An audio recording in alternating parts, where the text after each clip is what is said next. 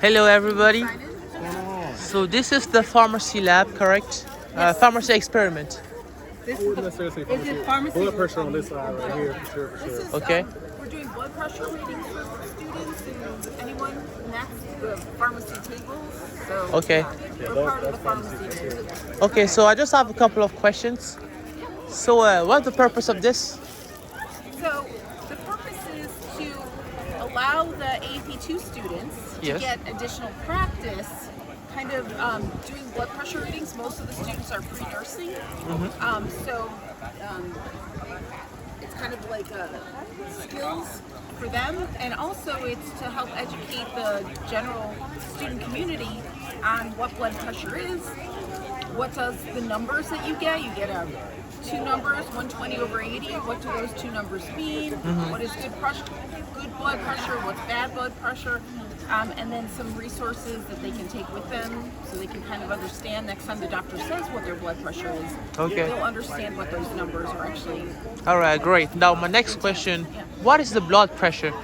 Oh, so blood pressure is the pressure created by the heart pumping the blood into all of your vessels. And how is it important?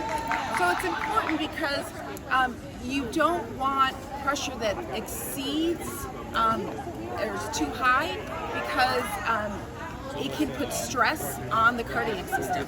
Okay. And so all the arteries, a lot of them are built to withstand certain pressures, but then once it gets to the vein and it's returning blood back to the heart, if those pressures are still too high, they can put undue They can strain extend on. the Yeah, arteries.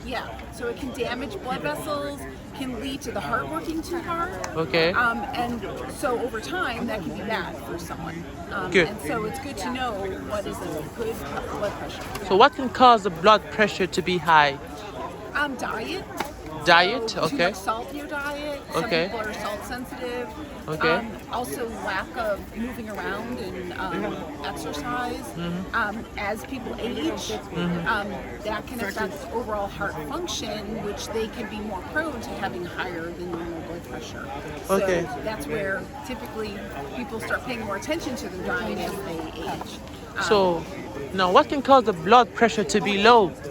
Low blood pressure. So my husband actually has low blood pressure. Okay. And so that is actually where a lot of times it's a genetic condition where either they don't keep enough water in the blood, or the kidneys excrete too much of the sodium. Okay. So they don't maintain enough blood volume that they actually will have lower than normal blood pressure.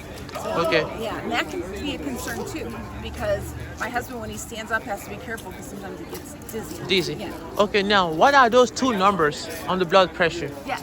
So you have a typical blood pressure is around 120 over 80. So Okay. that higher number on top is called the systolic pressure, and that's how much pressure is created when the heart actually is contracting and pushing the blood out.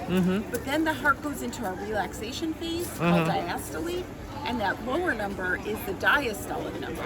And so you get a systolic over diastolic number, and so that tells the doctor how much pressure is your heart making when it's forcibly contracting versus how much does the heart pump, how much pressure exists in that vessel when the heart is in relaxation mode. So it's normal one is around 120 over 80. Yes. So one is high. That means it's maybe over 120, still over 80, or So typically doctors start to worry once it gets over like 140. 140 over 80. So 140 over 90, 95, somewhere in there. And it also depends on your body size too. Oh, body size. Yeah. Okay, of course. Basically the volume of your veins altogether. And so doctors would be concerned, once those pressures start getting higher than 140, they'd start looking Okay, now the last question is like what to do if you notice that you have a high or low blood pressure. So, yes. So, blood pressure changes throughout the day. So, like when you're out really busy and exercising, your blood pressure will be normally a bit higher. Yes. So that's where if you had a stressful day, you come home and your blood pressure is a little higher than normal, that's a good reason to kind of go take a walk and relax and start to de-stress. Because sometimes that can drive blood pressure.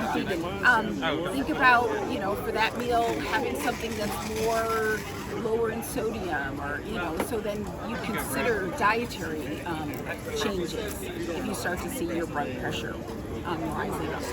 Okay, well, thank you very much, ma'am. Thank you very much.